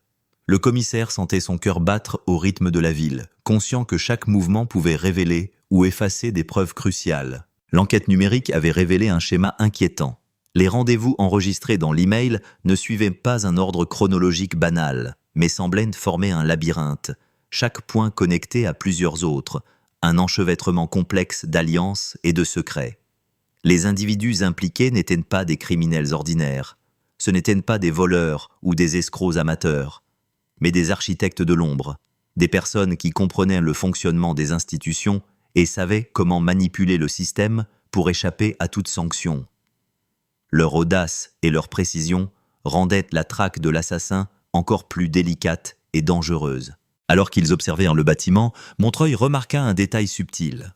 La fenêtre du bureau, où le trafic de données semblait se concentrer, présentait une légère condensation, comme si une personne était passée devant récemment. Le commissaire comprit immédiatement qu'il ne s'agissait pas d'un lieu abandonné, mais d'un espace actif, utilisé avec précaution pour dissimuler des opérations sensibles. Les investigations précédentes, basées sur des témoignages et des fichiers numériques, ne suffisaient plus. Il fallait comprendre le comportement humain derrière la machine, anticiper la psychologie de l'individu qui orchestrerait le meurtre et les menaces, et prévoir ses mouvements avec la précision d'un stratège. Le contact de Montreuil dans le monde du cyber-enquêteur leur fournit un outil supplémentaire, un logiciel capable de reconstruire les connexions et de visualiser les échanges comme un réseau vivant. À mesure que les lignes et les points se dessinaient sur l'écran, un motif inquiétant émergeait. Le journaliste n'avait pas seulement découvert un réseau de corruption, il avait pénétré dans un domaine où la loyauté et la trahison se confondaient, où chaque acte de surveillance, chaque manipulation d'informations était calculé pour dissimuler des intentions meurtrières. le moine sentit l'étau se resserrer sur eux. Le meurtrier pouvait observer les progrès de l'enquête sans être détecté, et chaque faux pas pouvait devenir fatal. À l'intérieur du bâtiment, les caméras de sécurité, bien que dissimulées, avaient délaissé des traces imperceptibles que seuls des yeux entraînés pouvaient détecter. Montreuil passa plusieurs heures à analyser chaque image, chaque pixel, et découvrit des mouvements presque imperceptibles. Un homme qui entre et sort avec régularité, des objets déplacés de façon stratégique, comme pour tester la vigilance des alentours. Ces observations, quand elles furent mises en corrélation avec les données de l'email, dessinèrent un profil psychologique de l'assassin, méthodique, calculateur, conscient du risque mais confiant dans sa capacité à manipuler la réalité et à rester invisible.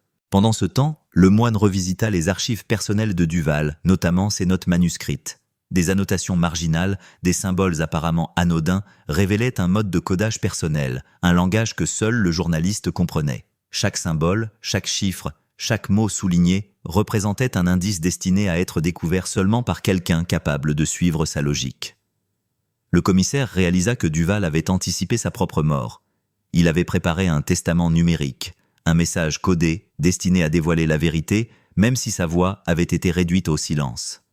Cette prévoyance tragique transforma l'enquête en un véritable jeu de lecture de l'esprit, où chaque découverte impliquait non seulement la compréhension technique, mais aussi une empathie profonde pour la victime.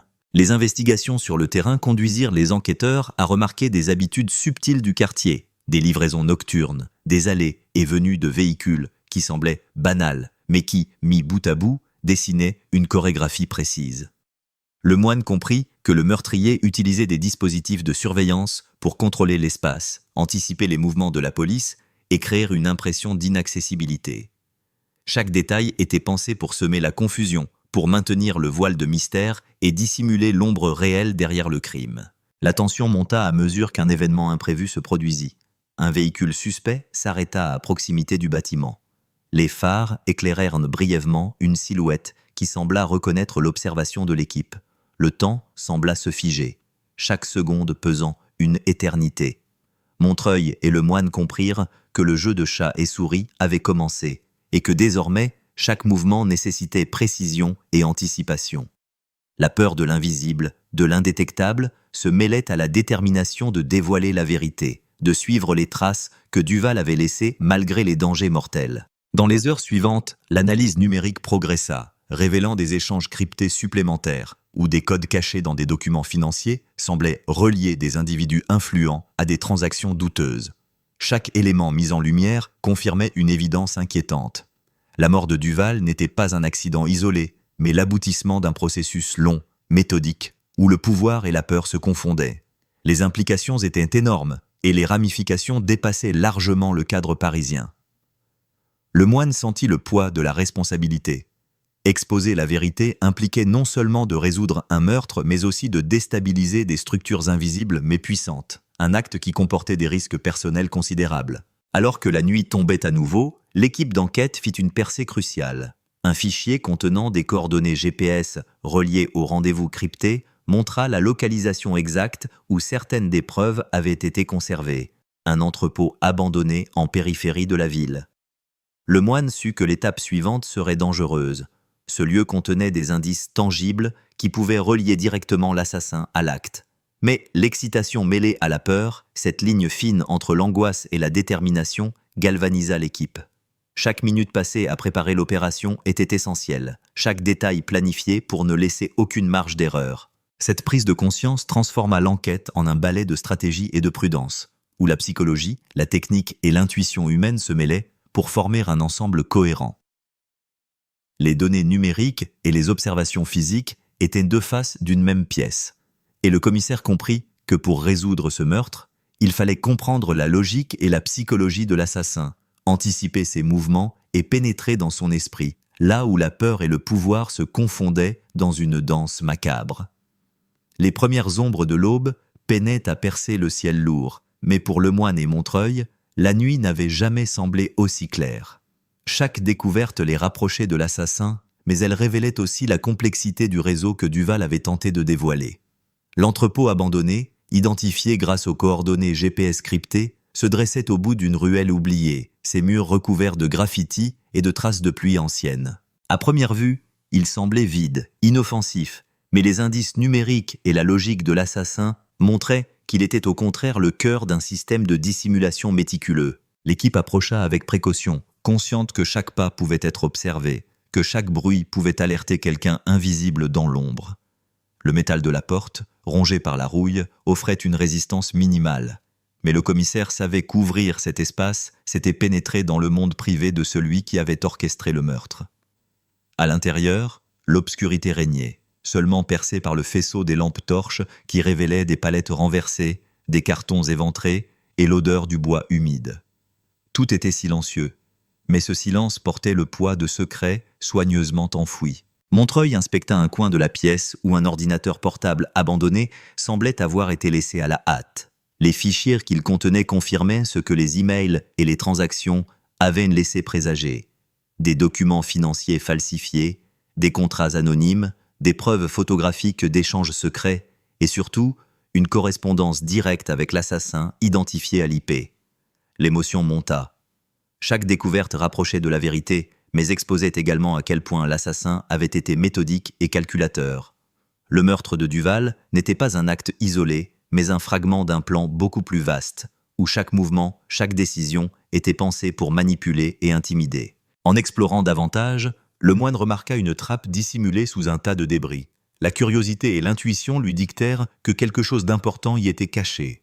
L'ouvrir révéla des cartons soigneusement étiquetés, contenant des disques durs, des notes manuscrites et des enregistrements audio. Ces documents représentaient la matérialisation des emails cryptés de Duval. Une preuve physique que l'assassin croyait avoir rendue invisible, mais qui, à travers le travail acharné des enquêteurs, venait de refaire surface. L'ampleur des informations saisies dépassait toute imagination, révélant un réseau où le pouvoir, la peur et la manipulation humaine étaient indissociables. Chaque élément de ce puzzle renforçait l'idée que Duval avait anticipé sa propre fin. Ces notes contenaient des indices subtils, codés à l'encre discrète, destinés à être découverts seulement par quelqu'un capable de relier la logique numérique à la réalité physique. Le commissaire sentit la profondeur de cette démarche.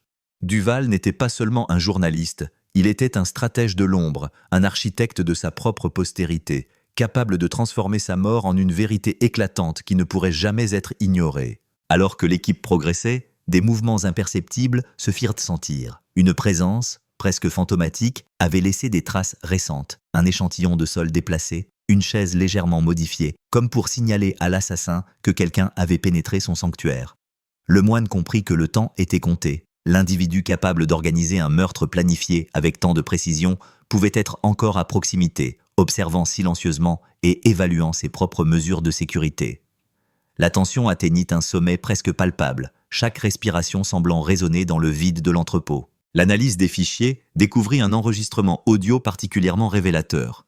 La voix, distordue mais identifiable, discutait de l'organisation du meurtre, des finances et des alliances au sein du réseau. Les détails confirmèrent non seulement l'identité de l'assassin, mais aussi les motivations profondes. Protéger un système corrompu qui fonctionnait dans l'ombre depuis des années. Chaque mot prononcé dans cet enregistrement exposait l'ampleur de l'intrigue et le courage de Duval qui, malgré les menaces, avait continué à creuser la vérité. Les investigations sur le terrain mirent également en lumière l'ingéniosité de l'assassin dans sa manipulation de l'espace et du temps. Les entrées et sorties, les lumières, les signaux de communication, tout avait été minutieusement orchestré pour maintenir un contrôle absolu. Le moine comprit que pour capturer le coupable, il fallait penser comme lui, anticiper ses mouvements et comprendre sa logique méthodique. Chaque décision devait être calculée avec précision, chaque pas synchronisé avec les informations obtenues des disques et des emails. Le moine se remémora des affaires passées, où des criminels pensaient échapper à la justice grâce à leur maîtrise du système, mais où l'obstination et l'intuition humaine avaient permis de dénouer des crimes complexes. Ici, la technologie et la perspicacité humaine fusionnaient pour révéler la vérité. L'email caché, la cartographie GPS, les fichiers cryptés et les preuves physiques formaient une symphonie de preuves que seul un esprit méthodique pouvait décoder. Montreuil, concentré sur l'écran, identifia des patterns de communication qui reliaient directement l'assassin à chaque étape de l'enquête. À mesure que les heures passaient, La confrontation finale avec l'ombre du meurtrier se dessinait. L'entrepôt, silencieux et humide, semblait lui-même retenir son souffle, conscient que la révélation était imminente. Le moine sentit la gravité de chaque décision. La vérité n'était pas seulement une victoire contre un crime, mais une lumière projetée sur un système entier, une preuve que même le pouvoir le plus invisible laissait derrière lui des traces inévitables. Le moment où il découvrirait l'identité exacte de l'assassin approchait. Mais la peur et l'anticipation mêlées à la responsabilité de rendre justice pesaient lourdement sur leurs épaules. Le moine savait que chaque seconde comptait, chaque détail pouvait faire la différence entre attraper le coupable et le laisser disparaître à nouveau dans les ombres de la ville. La tension culminait, et la promesse d'une vérité éclatante se rapprochait, prête à révéler les secrets que Duval avait laissés derrière lui, transformant sa mort en un témoignage puissant et inaltérable. Les murs humides de l'entrepôt semblaient résonner avec les secrets qu'il renfermait. Chaque carton ouvert, chaque disque dur inspecté par Montreuil révélait une partie du réseau que Duval avait exposé, mais le plus surprenant restait à venir. Le moine ressentait la tension monter, consciente que la vérité n'était plus très loin, que l'ombre de l'assassin se rapprochait, invisible mais présente dans chaque recoin de la ville.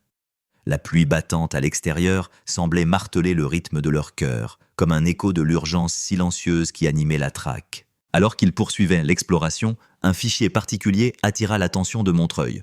Un email daté de quelques semaines avant le meurtre, rédigé dans un langage codé que seuls les indices de Duval pouvaient révéler.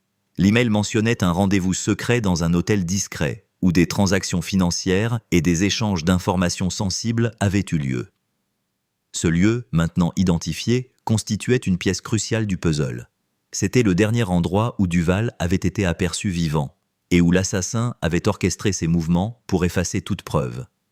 Le moine comprit immédiatement que cette découverte pouvait permettre de relier l'email au crime, de transformer les hypothèses en certitudes tangibles. L'analyse des fichiers numériques révéla également une série de communications entre l'assassin et des intermédiaires anonymes. Les messages, remplis de codes et de termes techniques, montraient une coordination méticuleuse, où chaque participant jouait un rôle précis, de l'élimination de preuves à la manipulation des témoins. Le moine et Montreuil comprirent que l'assassin n'agissait pas seul. Il faisait partie d'un réseau plus vaste, capable de couvrir chaque trace, de détourner l'attention et de créer une illusion de normalité. Chaque document, chaque preuve rapprochait pourtant les enquêteurs de la vérité, et chaque minute passée dans cet entrepôt révélait l'étendue de la complexité humaine derrière ce meurtre. Alors que l'exploration continuait, une découverte inattendue fit frissonner les deux enquêteurs.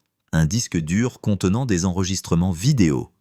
Ces vidéos, bien que fragmentaires, montraient des rencontres secrètes, des gestes furtifs et surtout des figures reconnaissables, dont certaines correspondaient aux suspects identifiés grâce aux emails. Le moine observa attentivement les images. L'assassin apparaissait parfois à l'arrière-plan, manipulant des documents, ajustant des caméras, orchestrant les scènes avec une précision terrifiante. La caméra révélait sa psychologie. Méthodique, implacable, conscient de la gravité de ses actes et de la nécessité de rester invisible. Une tension supplémentaire s'installa lorsque Montreuil découvrit un journal intime partiellement caché dans un tiroir métallique. Les pages contenaient des réflexions personnelles de Duval, des observations sur ses suspects et des descriptions détaillées de menaces reçues. Le moine lut avec attention ces notes, réalisant que le journaliste avait non seulement anticipé sa mort, mais avait également prévu les étapes nécessaires pour exposer son assassin après sa disparition. Cette prévoyance tragique conférait à l'enquête un caractère presque posthume. La victime guidait les enquêteurs depuis l'ombre, chaque mot et chaque symbole devenant une clé pour résoudre l'affaire. Les enquêteurs procédèrent alors à une reconstitution minutieuse des événements. Les coordonnées GPS, les horaires des emails et les transactions financières furent combinés avec les vidéos et les notes personnelles. Le tableau qui émergea était frappant. Un plan complexe où l'assassin, conscient de chaque mouvement de Duval, avait orchestré l'élimination de preuves et la manipulation des témoins pour créer une façade de banalité. Mais la persistance de l'information numérique, les indices codés et l'intuition humaine commencèrent à révéler les failles dans ce dispositif soigneusement construit. Le moine sentit que le moment de vérité approchait. Une corrélation entre l'IP utilisée pour envoyer les emails et les vidéos révéla un détail crucial. Une adresse résidentielle, banale à première vue, mais qui, après vérification, appartenait à un individu figurant dans plusieurs transactions suspectes. Ce lien direct entre le réseau, les preuves numériques et un lieu physique tangible représentait la percée attendue depuis des mois. La tension dans l'entrepôt était presque insupportable. Chaque indice rapprochait de l'assassin, mais exposait également le danger potentiel si l'individu découvrait que ses mouvements étaient suivis. La pluie cessait de tomber à l'extérieur, mais le silence de l'entrepôt pesait encore plus lourdement. Lemoine et Montreuil organisèrent une surveillance discrète autour de l'adresse identifiée. Chaque mouvement de piéton, chaque voiture passant à proximité était enregistré, analysé, mis en corrélation avec les informations déjà collectées. L'assassin, aussi méthodique soit-il, laissait des traces involontaires, et c'était précisément cette combinaison de persistance numérique et d'observation humaine qui allait permettre de le cerner. Un détail particulier attira l'attention de Montreuil, un paquet abandonné sur le seuil de la résidence. À l'intérieur, des documents financiers et des notes codées, semblant avoir été laissés intentionnellement pour être découverts, comme si l'assassin avait voulu tester la vigilance de ses observateurs. Lemoine comprit immédiatement l'importance. Ce paquet révélait non seulement des preuves supplémentaires, mais aussi une indication du comportement psychologique du coupable. La tension et l'anticipation atteignirent leur paroxysme. La confrontation avec l'assassin n'était plus un scénario hypothétique, mais une réalité imminente. Les heures suivantes furent consacrées à l'analyse, à la corrélation des indices et à la préparation d'une intervention.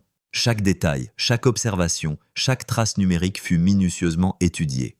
Lemoine et Montreuil savaient que l'assassin pouvait tenter de disparaître à tout moment et que seule la précision et la rapidité pourraient permettre de mettre fin à ce cauchemar. L'ensemble de la traque était un balai entre la patience et l'urgence, où chaque décision pouvait déterminer le succès ou l'échec de l'opération. Alors que la nuit enveloppait à nouveau la ville, la certitude se dessinait. L'assassin était désormais identifiable, traçable, et les preuves accumulées allaient permettre de lier son acte à la disparition tragique de Duval. La tension psychologique se mêlait à l'excitation. Chaque instant était chargé d'angoisse et de détermination. Lemoine savait que le prochain pas serait décisif, que la révélation finale approchait, prête à exposer non seulement le criminel, mais aussi la profondeur de la corruption et des manipulations qui avaient conduit à ce meurtre. La nuit était profonde et silencieuse, presque oppressante, lorsque Lemoine et Montreuil préparèrent l'approche finale vers la résidence identifiée. Chaque détail de l'opération avait été planifié avec précision.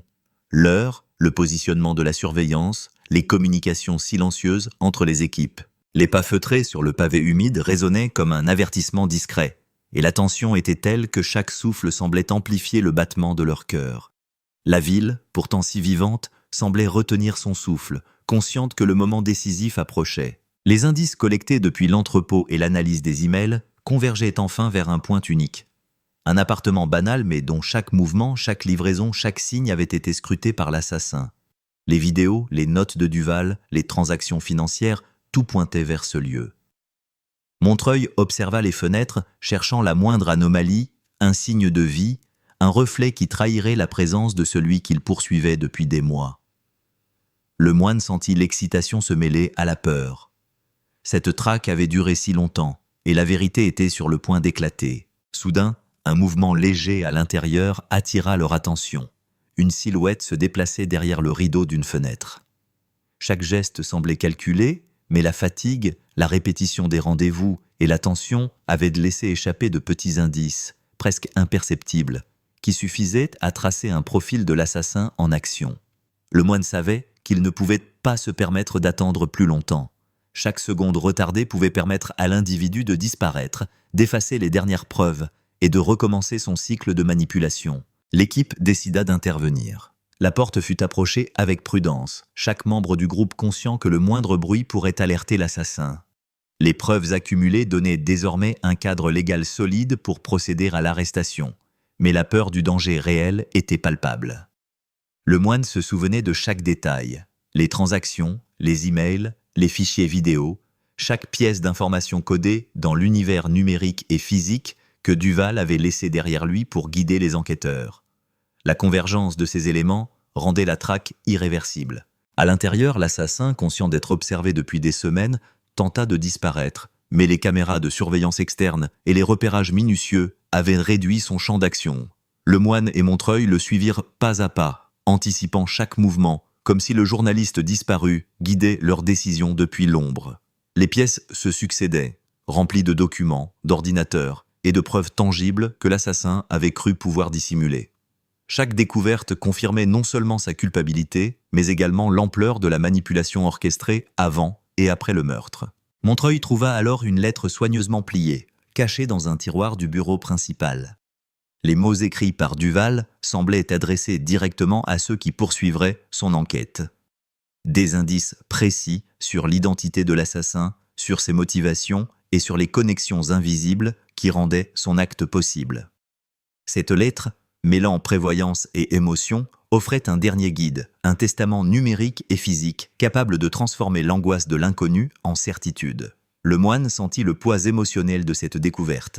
Duval avait anticipé sa mort et, par son courage et son intelligence, avait assuré que la vérité éclaterait malgré tout. Alors que l'assassin se rendait compte que la toile se refermait, il tenta une ultime manœuvre pour effacer les traces restantes. Mais chaque pas, chaque tentative avait été prévue et neutralisée grâce à la combinaison de surveillance physique et de suivi numérique. Le Moine comprit que la patience, la précision et la compréhension psychologique avaient enfin triomphé.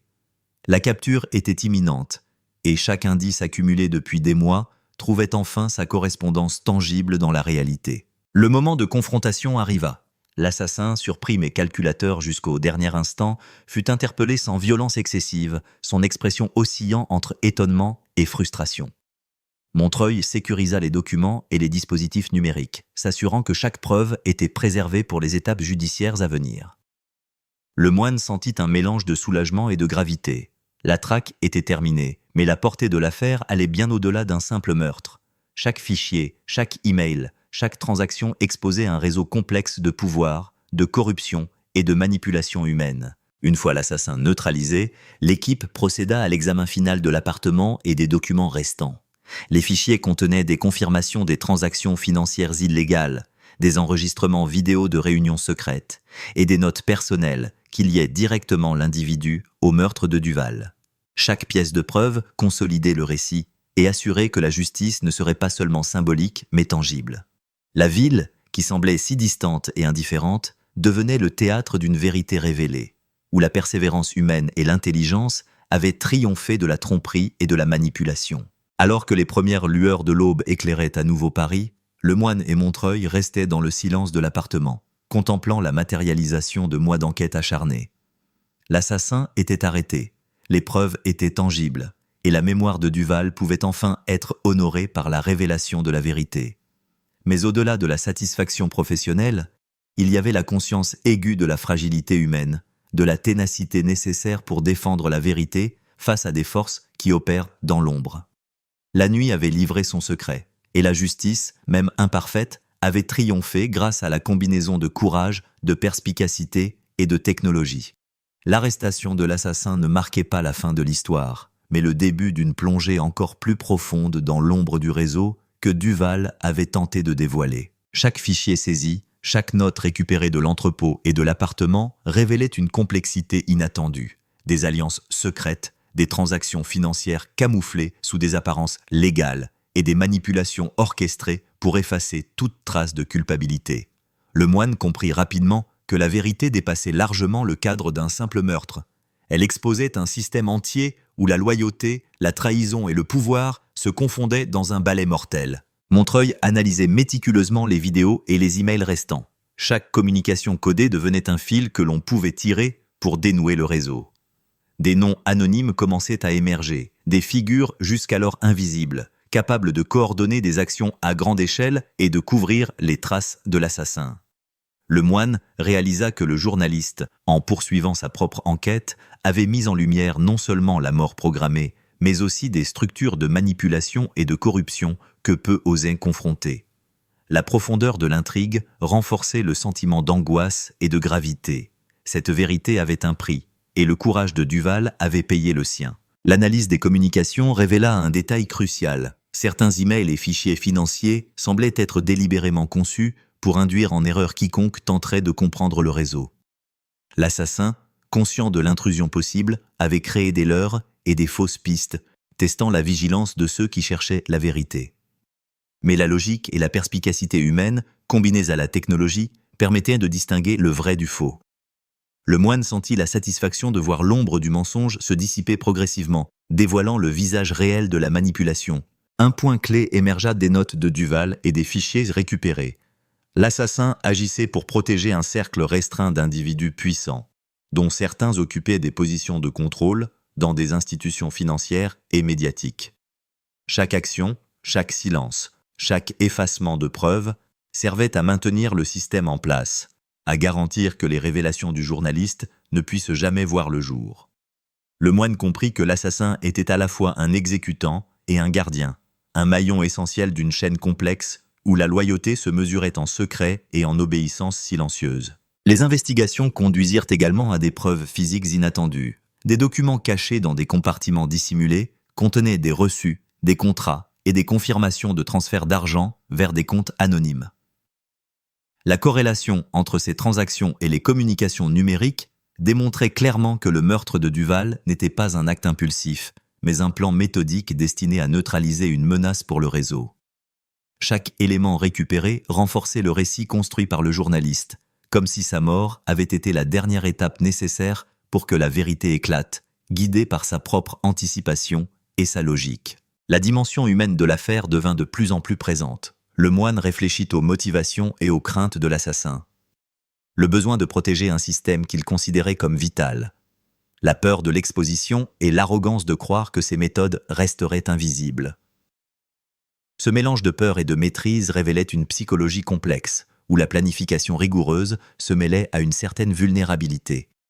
Comprendre cette dualité était essentiel pour cerner non seulement l'acte criminel, mais aussi la dynamique qui avait permis sa réalisation.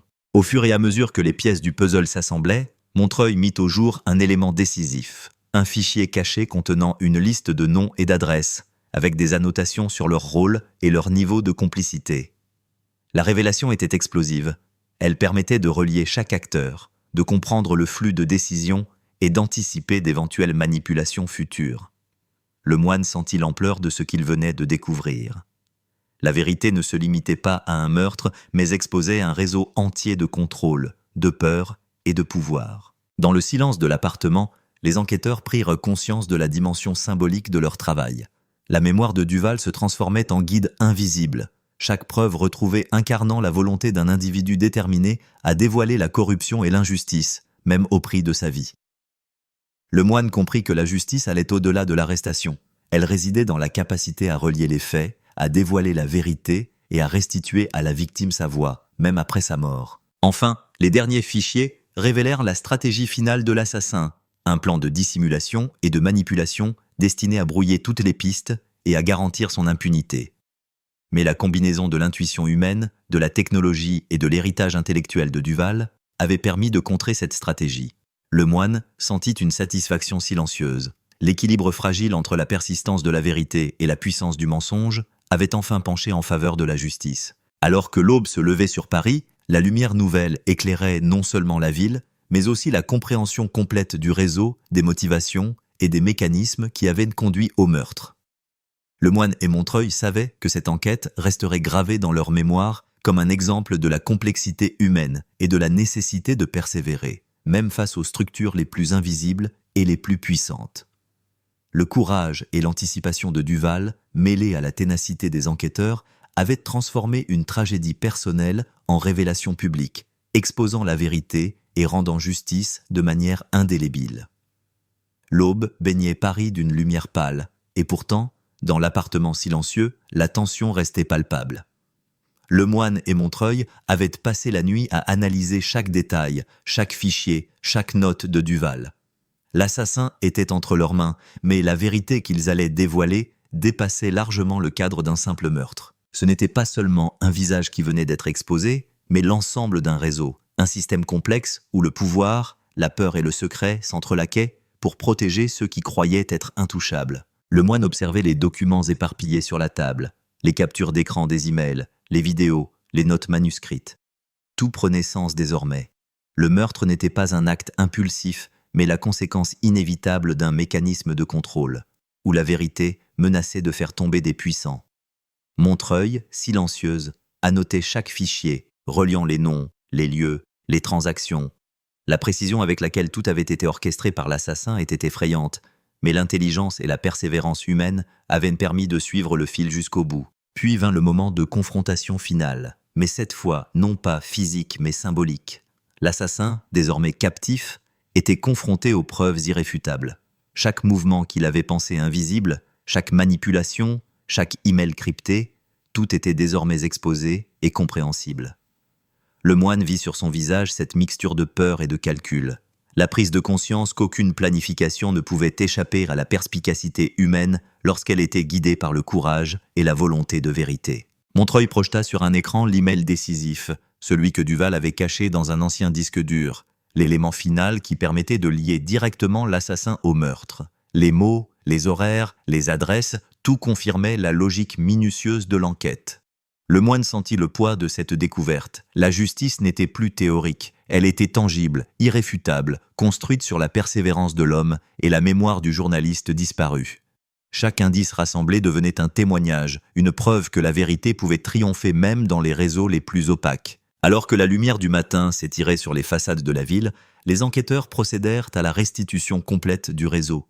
Chaque complice, chaque intermédiaire, chaque transaction dissimulée fut documentée et reliée aux preuves matérielles. Le moine comprit que le courage de Duval avait permis non seulement de résoudre son propre meurtre, mais aussi d'éclairer un système entier qui fonctionnait dans l'ombre. La mémoire de la victime s'imposait comme un guide silencieux, une voix qui, malgré la mort, orientait les enquêteurs vers la justice et la vérité. La tension qui avait pesé tout au long de l'enquête laissa place à un mélange de soulagement et de gravité. Le moine observa l'assassin menotté, conscient que la punition judiciaire ne suffirait jamais à réparer entièrement la perte, mais qu'elle constituait au moins un équilibre moral, un rappel que la vérité pouvait émerger même face aux manipulations les plus sophistiquées. Montreuil referma les fichiers, sachant que chaque preuve collectée, chaque email analysé, chaque enregistrement vidéo conservé servirait à prévenir de futurs abus et à honorer la mémoire de Duval. Au-delà des arrestations et des preuves, l'enquête laissait une réflexion sur la condition humaine, sur la façon dont le pouvoir, la peur et la loyauté peuvent façonner des actes extrêmes, et sur l'importance de la persévérance, du courage et de l'intuition pour révéler la vérité. Le moine sentit une émotion intense, mêlant tristesse et admiration pour un journaliste qui, même mort, avait guidé le chemin de la justice. La ville, encore enveloppée dans le brouillard matinal, semblait retenir son souffle en écho à cette révélation. Puis, dans un dernier geste symbolique, les enquêteurs rassemblèrent les fichiers et les preuves, et les archivèrent, conscients que l'histoire de Duval et de son assassin resterait gravée comme un exemple de persistance, de courage et de vérité. La justice avait été rendue, mais le souvenir du journaliste demeurait omniprésent, un rappel que même les crimes les plus soigneusement dissimulés laissent derrière eux des traces, et que l'esprit humain, lorsqu'il est guidé par la détermination et l'intelligence, peut dévoiler la lumière même dans les ténèbres les plus profondes. Alors que le moine et Montreuil quittaient l'appartement, le soleil perçait enfin l'horizon. Chaque pas sur le trottoir mouillé semblait marquer la fin d'un chapitre et le début d'un autre, où la vérité et la justice s'étaient imposées. La ville reprenait son rythme, mais pour les enquêteurs, pour ceux qui avaient suivi les indices de Duval jusqu'au bout, l'expérience resterait gravée comme un rappel éternel de ce que signifie poursuivre la vérité, de ce que coûte la corruption et de la puissance de la mémoire humaine. La justice et la vérité, unies par le courage d'un seul homme et la persévérance de ceux qui l'ont suivi, avaient triomphé. Et dans ce triomphe silencieux, résonnait l'écho immuable de la voix de Duval, qui, même après sa mort, avait transformé sa tragédie en lumière.